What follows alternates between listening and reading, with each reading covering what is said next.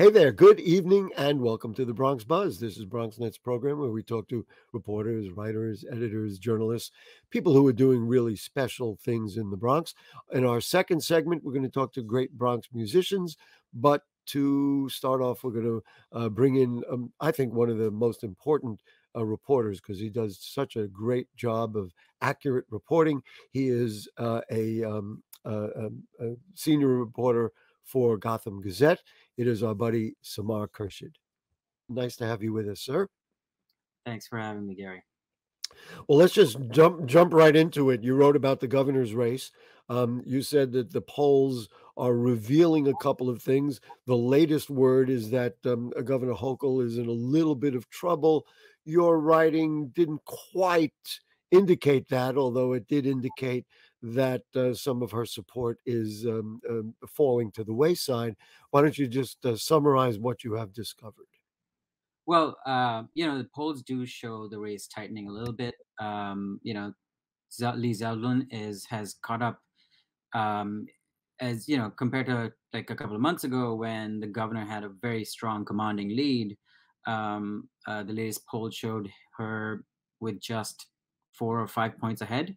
Now, no one expected it to get this close, but there's crucial sort of information that you have to sort of focus on in the crosstabs, which is that she's pretty much got New York City locked up, and Zeldin hasn't hit. He's about at 10% in New York City. New York City is crucial to winning the governor's race. Any Republican, any expert will tell you that a Republican has to get at least 30% in the city if they want to win statewide. And Uh, that makes sense because one of the things that you pointed out, and it's a matter of record, is that 54% of New York is Democratic, and they're generally in this very fraught political era going to lean in that direction. All right. yeah, yeah. And so that's the questions that were raised about that Quinnipiac poll that showed them so close was that, people were questioning the methodology of it. They were questioning whether it sort of underweight Democrats, because if you saw the Siena poll, it had her with a much higher lead. So her campaign, Hochul's campaign is insisting they still have a double-digit lead. No poll has her below 50%, and that's encouraging to them. So they're pretty optimistic.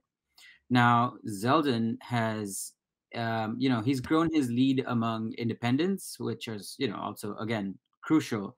But if he wants to win, then he also needs to make inroads with moderate Democrats, more conservative Democrats, and of course, New York City residents. It is somewhat ironic because we're talking about New York City support, but she's from upstate, so even and maybe she's not the most popular thing. I talked to some people who do media up there in Rochester and Buffalo, and they say it's leaning to the right a lot more than it has in the past. Crime is a very obviously a big thing, and I think nationwide. There's been a little bit of surprise that the abortion issue has not resonated or shown itself up in the polls as much as Democrats thought it might. Right. Right. I think, and I think one person said this to me, is that because, abortion is one of those issues where the people who are going to vote based on that are already entrenched on their sides. Oh, They're already decided on how they're going to vote. Um, every poll that's come out, crime and inflation tend to be the top two issues. Crime tends to be absolutely. the top issue for everyone.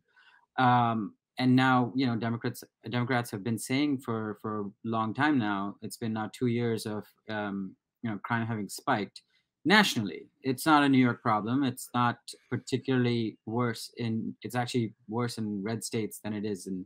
Violent crime is higher in red states than it is in blue states. But if voters don't start seeing some change, then and if that's their top priority, then that's what they're going to vote Uh, on. you also wrote about bail reform, which is actually almost the next conversation after this.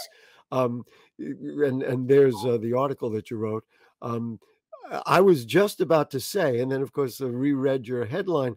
I think Democrats did themselves a disservice because they didn't fully explain to the public why it from their perspective, it was necessary to do this bail reform, and why, okay, there was a little pushback when she became the governor, and they made some adjustments. But there's a lot of feeling that they didn't educate judges appropriately. So maybe they've done themselves a disservice, and this is keeps coming back. And of course, Republicans in the state are pointing to it as that's why crime is out of control, and may not be accurate, at least according to your writing. Yeah, I think the data has shown time and again. Uh, so the thing is, the latest data shows that rearrests, which is one of the metrics that people have been looking at. Like if it's if people are out on bail and getting rearrested, has that changed significantly since the bail reform? The numbers have not. Crime is not significantly higher, and as we noted, crime's gone up nationally. It's nowhere near the bad old days in New York. Um, Hmm. but Which, if you talk to some people, they would say it is. well, perception versus reality. If people Yep. feel unsafe, That's you right. you can talk to them about statistics all day, but that's not going to convince them. The problem is the statistics have been either deliberately misread or often like misinterpreted to attack bail reform when there's just no clear indicator that that has had any significant impact on crime. The And criticism is what coming. Well, I Yeah, was just gonna say one of the things that you've already mentioned is that crime is a nationwide issue. I mean, there was just a shooting in Dallas at a hospital that is just horrific. Somebody had was not happy with his significant other who was having a baby, and then when shot up, a Dallas hospital. I mean, that has nothing to do with bail reform in New York State. no, yeah. So And there's plenty of states that haven't passed any kind of bail reform, and they're seeing their crime increase. The uh, argument doesn't hold. we're recording this on Monday, and I guess tomorrow the governor and Lee Zeldin will be doing a debate. Do you just prognosticate? Do you foresee Mr. Zeldin being able to move the needle at all, or do you think the governor just has to, frankly, hold serve and restate the things that she knows? I mean, at this point, it's sort of impossible to tell. I Okay, know they fair do a lot enough. of. I accept that. Well, he's got a lot of rhetorical art, like rhetorical attacks that I'm sure he's, just raring to go with. And she is going to be on the defensive a little bit, I think. We've seen in the last 2 days. I mean, since Saturday, the governor and Mayor Adams made a subway safety announcement. Then she held a big press conference to tout, illegal gun seizures and just basically to say that, her plan against crime is working, which to Right. some people look like an immediate People response won't to. that's a hard sell in this, day and age, and of course, she'll get attacked for the economy, but you correctly pointed out this is really a national issue, and for it to be solved, it's gonna have to be solved in much larger, venues than just New York State. Wanna change, gears a little bit, and I mentioned to you beforehand, it's probably the 40,000th interview I've done about the Kingsbridge Armory. You have written about it. There was recently a tour of the Armory. Where where are we at? I don't live far from the Armory, and I go Mhm. past there all the time for the last, I don't know, 25, 30, 40 years. It's just been this big building of nothing. What's next? So the city council council member Pirina Sanchez is about to start a community visioning process in partnership with the Economic Development Corporation. The council's put $5 million into initial renovations for sort of like immediate environmental hazards and things like that. The state has $108 million in reserve to loan whatever eventual project happens. Over the next 6 months, there's gonna be a community process, and if everything goes smoothly, there'll be a plan at the end of Yeah, that. right. It goes smoothly. That's an interesting concept. Oh yeah, Just out of curiosity, have you ever been in that building? I haven't. No, you have to. Like getting in the building Is requires not lane easy. livers and I things. was given a tour, this was during the, Kingsbridge National Ice Center, era that they said, "Hey, let's show you what our plan is." Number 1, the drill floor is just so large, you practically put a baseball field in there. I mean, it's just Right. huge. The other thing which a lot of people don't know, and I've shared this on the air, but I have seen it, I wasn't allowed to take pictures at the time. There is a corridor that stretches all the way from Reservoir Avenue to Jerome Avenue, that is immensely wide, and it is the perfect place to put the same kind of market that they have, whether it be a Chelsea market with different restaurants and different foods, or Right. even a Grand Central Station where you could, and you fill that up. You fill that up with Bronx business owners, Bronx businesses, Bronx vendors, and I think it can be an immense engine, regardless of what you put on the drill floor. I'm in favor of having an arena of some sort where you can do ball games and concerts and all different activities. That's Gary, but I do think that avenue, that corridor, is immense, and if it's done right, I think there's some asbestos work that needs to be done down there. I think it can be a tremendous economic engine. What's next in terms of the next steps? Waiting for this visioning process to happen? Is that where we're at right now? Right. Yeah. So there's a co-working group that is being led by Councilmember Perna Sanchez and the Oh, yeah, coalition of clergy. the Northwest Bronx Community and Clergy Coalition. Right. Yeah. Right. Yeah. And So they've been out there. yeah, I mean, they've been trying to get this done for years. And So I just want to say that we're almost out of time. Your reporting on this is so important, not because the people of the Bronx need to know about it, because we know about it, but educating the people elsewhere in New York City and beyond. That's where people like you come in, and I just think it's just vital so they understand what the heck is going on here. right, right. You know, Thanks, I appreciate it. we got about 30 seconds. You got something else coming up that you want to tell us about that you're working on? I mean, this You week name it. is just election of elections, elections. All right, that's what we're doing. All right, that's right. We'll Yeah, get back to you after that and see how the things fall out. We yeah. appreciate you. You can't even imagine how important you are to the people of the Bronx and the people of New York. Samar Khurshid, one of the best reporters, he works for Gotham Gazette. Make sure you check it out. You read them, and we'll have you back next time. Thank you so much. Thanks, Gary.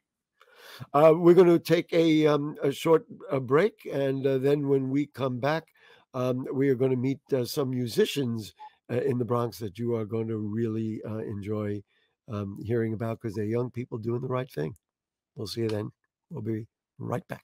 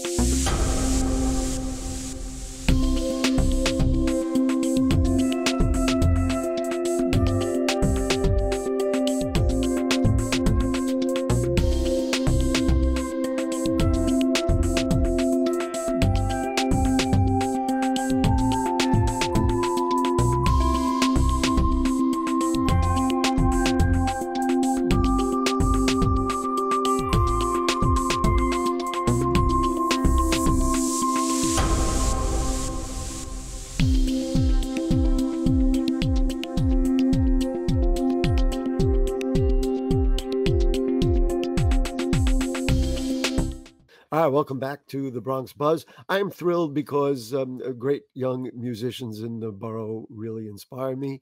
And these guys, they call themselves City Island. I wonder why. They're with us once again, Nick Patel and Josh Anthony. Nice to see you guys. Hi, Gary. Thanks for having Let's just, for people who don't know, let's talk about the origin of the group, and now it's a band, and you guys knowing each other and playing together. So wait, Nick is on the left, right? me right here. And Josh is on the right. Who wants to just tell us about the origin of City Island? Come on, don't fight over it. Just go to it. Go ahead, Nick. You're first. Right. So we started off our band back in 2019. We had been writing for a long time together.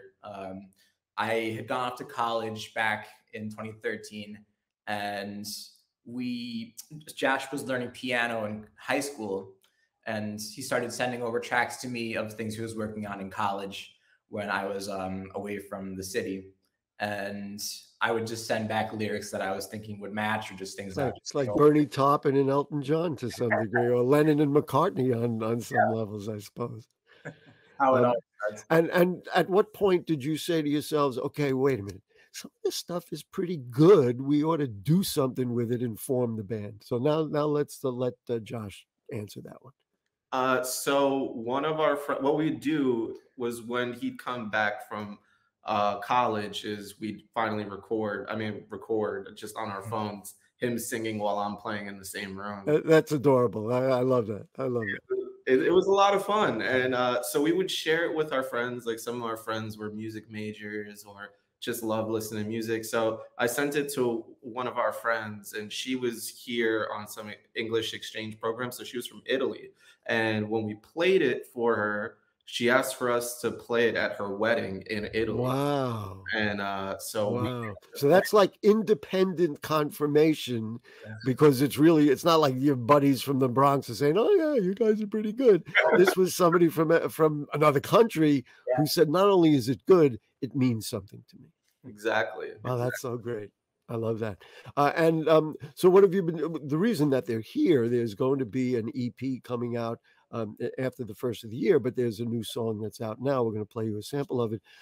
So then take us from that moment. Maybe Nick can do that now, to the point now that you've got a thing and you've been playing out and you were downtown, and let's talk about what you've put together since that time.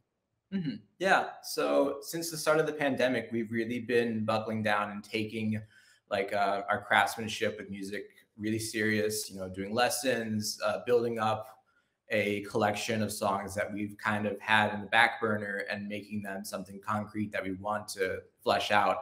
And we've been recording this past year, getting together a sampling of our sound that we think is worth showing to everybody. And it gives them the universe of what we have in our heads. And Josh, I love asking artists and musicians about their muse. What does it make you feel like? What's the inspiration there?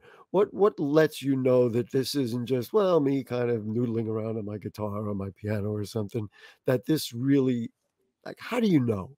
You know? Yeah. I don't know if you can answer that question, but I love asking it. No. And you get this sense with songs that are just timeless. So when we were in Italy, one of the songs, we played our song, but one of the other songs that we played was Can't Help Falling in Love. And that song by Elvis is like universal. And everyone in the room was singing. And it's something about it being universal, whether it's the melody super catchy, or it's usually the words and the melody that people latch onto.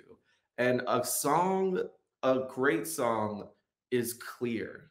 It can be as complicated. It's clear. It's almost like a light bulb lights up somewhere inside you. Nick, I don't know, to put you on the spot as well. Do you want to respond to that?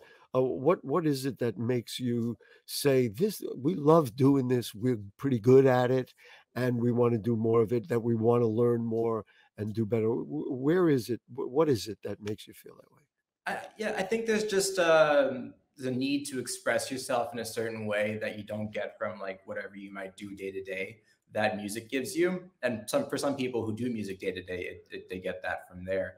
But I think, just working on it from the past several years has just shown to me, and I'm sure to Josh as well, that in order to express yourself and to really show your heart to the world, I guess. That's fair. That's fair. Wanting to share something that's inside you to other people. I think that makes a lot of sense to me. All right. So the new track is called "Call Your Name." Do you want to tell us something about it before we play a little piece of it? Somebody? I would say play it for someone you really miss, but Nick can give more color on the song. Sure. I won't dive too deep into it, but basically, back at early 2021. Early 2021, yeah, there was a period where cases were going up in the city of COVID, and I particularly had to quarantine for my girlfriend for several months just because you had to do it. Yeah. Somebody else caught, and so there was a period of time where we could only Zoom with each other, and communication was not as strong as it was before when we could see each other in person, and so I wrote this song sort of as like I miss you. Well, it's a beautiful thing. Josh, did you say to yourself right away, "Oh, he's onto something here," or did you say, "I'm not so sure that this is what we want to do"? No, it was kind of one of those right away things, because usually I'll just play something on the piano, maybe I'll sing a little something, then he'll come back and kind of iron it out. And when he sang on it, we were like, yep. That's it. Do you do that in collaboration in the same room, or do you, like Elton and Bernie, sent stuff to each other, or do you get in the room together like John and Paul and sat there and play it to each other? Yeah, we usually play it together. I'll play around on the piano by myself, but I'll show him once I'm around him. All right, ladies and gentlemen, the new track, "Call Your Name." Now you've got a little background about it. Let's take a listen. I'm caged inside and can't share all of me. I'm talking to a screen that can't feel anything. The quiet nights feel so incomplete without you next to me to be my remedy. It's in my head, all the little things I'm seeing you do. I feel the sound of my heart, the clouds drift apart as your love pierces through my mind. Lately love ain't the same when there's nothing to trust, and the fear makes me call your name. All right, there it is. We could go here forever. Beautiful, wonderful. I want to ask about musicians and the recording process. Obviously, maybe I shouldn't say obviously, because of course you can overdub and double track and do all that. Did you bring in other musicians? Yes. This track is filled to the brim with friends and other musicians. The producer, shout out Adam Tilzer. We've been working with him on most of the songs from the EP. He produced this song. We played this for him, and right away he was like, "I hear strings, I hear horns." And oh, that's beautiful. We had our own ideas with like guitar and piano, but he really took it to the next level, and it's like he knew exactly who to bring on. In the old days, you'd have to book a recording studio and a big studio and do things. Of course, nowadays, I mean, for goodness sakes, you could just practically do it on one of these. Where did you record it? Did you have to do something special, or did you just kind of set up where you are? Did you find a garage? I mean, what did you do to make it happen? Yeah, go ahead, Nick. Go ahead, tell us. So for the drums and bass, we did a session at Big Orange Sheep, a studio in Brooklyn. And it was an amazing day. We did several tracks that day with our friends, Daniel Bradley on drums and KJ on bass. And it was an incredible day. Do you see this now as this is our band, or are these really session musicians and you're going to mix and match depending on what you've got going on? Well, I mean, the vibe that we get with everybody has like been incredible. We've done live shows with them. We try to do everything with like the musicians that we have. Of course, they are set musicians, but we try to like. You did that. We may have some footage of it, of that session in the Bowery too, right? Was that downtown? No. And was that a unique thing? Like we finally get a chance to play out, or is that the kind of thing you're doing regularly? That was our first show, actually. Well, First show ever. Yeah, first show. Oh, And congratulations. And two things then. Number one, how did it go? And number two, what did you learn from it that you're going to do well or not do even better the next time? do you want to give one? Yeah. First of all, it was one of the best experiences of our lives. Really? So you finally played out, right? Yeah. Oh, that's so great. When it's me and Nick, it's a whole nother thing when literally everyone who played with us on that stage was on the track for this song and several other songs. So it was amazing to go from just the two of us in our living room, ideas in our head, to now 7 Wow. and playing in front of other people. And that was one of the most amazing experiences. The crowd was packed. It seemed like it was, I mean, I only saw the clip of it. It seemed like it was very well received and there was real good energy. I mean, that, you know. They were singing along. Songs there that you aren't out yet. Like songs that like we haven't, here's some Isn't songs. that beautiful? It was amazing. And then the second part of my question, the much more difficult part, is you learned something that you said, well, this is what we're going to do again, or, you know, this is what we want to do better. You know, since art is always a work in progress. Mm-hmm. I mean, yeah, there's like technical things that we learned in terms of our musicianship and everything. But Okay. I think one of the biggest things, We only got about 30 seconds, so go ahead. I mean, you have fun on stage. You can't be too critical of yourself because people are going to receive it well. You got to rock, right? You got to rock and roll a little bit. Well, that's and there is tremendous energy in that and freedom in that, and finally a realization that what we've been doing really, really is good. And so I'm applauding here. Other people should be applauding. So we look for City Island. We look for the EP. There will be other tracks on it, we assume, right? And you'll be back here when it comes out so we can promote it and show people and play it for people and all that. And any gigs coming up that we should know about? Yes. Not yet. Oh. Saturday, November 19th at and Wait in the city, not too far from the Bowery Electric. Where is that? I'm sorry, I interrupted you. Where is it? Oh, Heaven Can Wait is the name of the venue. It's near Bowery Electric. We are on at 7 p.m. Full band. Great. Family's back. Great. Listen, congratulations on it. Bronx music takes many forms, and you guys are right at the cutting edge of it. And everybody in the Bronx is so proud of you. And we wish you good luck. And we certainly will continue to promote and talk with you guys as stuff comes out. Thank you so much. Thank you. The track is Call Your Name. Look for it on all streaming services. I saw it on Spotify. You can do it anything you like. Thanks, guys. Nick Patel, Josh Anthony, City Island. All right, that will do it for the Bronx Buzz. Congratulations to Nick and Josh for being great Bronx people making music, and we need as much of that as we can. Make sure you look for Call Your Name on all the streaming services. It's out there, and we'll look for their new EP after the beginning of the new year. And we'll see you next week. Good night.